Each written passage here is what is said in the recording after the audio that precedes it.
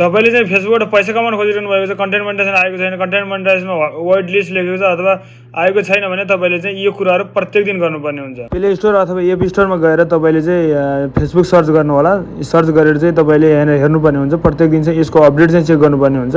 यदि यहाँनिर अपडेट मागिरहेको छ भने अपडेट गर्नु होला। अपडेट सँगसँगै धेरै साथीहरूको कन्टेन्ट मोनेटाइजेसन पनि अपडेट भइरहेको छ। ओपन छ भने ठिकै छ, नत्र अपडेट छ भने तपाईँले चाहिँ यसलाई अपडेट गर्नु होला।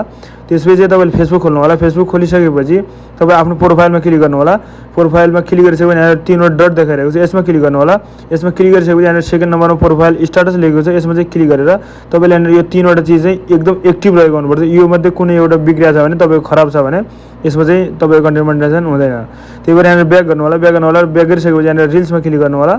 रिल्समा क्लिक गरिसकेपछि अलिकति माथि जानु होला र यहाँनिर अलिकति यता सार्नु भने यहाँनिर निड्स रिभ्यू लेखेको छ, यसमा क्लिक गर्नु होला। यसमा क्लिक गरिसकेपछि यहाँनिर कुनै पनि भिडियो आएको छ भने त्यो भिडियो चाहिँ तुरन्त डिलिट गर्नु होला। तपाईँको गीतमा कपिराइट लागेर अथवा गीत म्युट भएर चाहिँ यहाँनिर भिडियो आउने गर्दछ, यो चाहिँ तपाईँले डिलिट गरिसकेपछि यहाँनिर हेल्प एन्ड सपोर्टमा जानु होला। हेल्प एन्ड सपोर्टमा गइसकेपछि यहाँनिर सपोर्टमा क्लिक गर्नु होला। त्यसपछि चाहिँ यहाँनिर 4वटा अप्सन देखाउनेछ। 4वटा अप्सन देखाइसकेपछि यहाँनिर तल अदर्स भन्नेवाला छ, बेलको आइकन, यसमा चाहिँ तपाईँले क्लिक गरेर अलर्ट्स भन्ने र अदर भन्ने छ, यो दुइटैमा चाहिँ तपाईँले क्लिक गर्नुपर्ने हुन्छ। यहाँनिर कुनै भिडियो देखायो भने तपाईँले त्यो भिडियो चाहिँ तुरन्त डिलिट गर्नु होला। त्यो चाहिँ कपिराइट अथवा कपिराइट स्ट्राइक लागेको हुनसक्छ। यो चाहिँ प्रत्येक दिन तपाईँले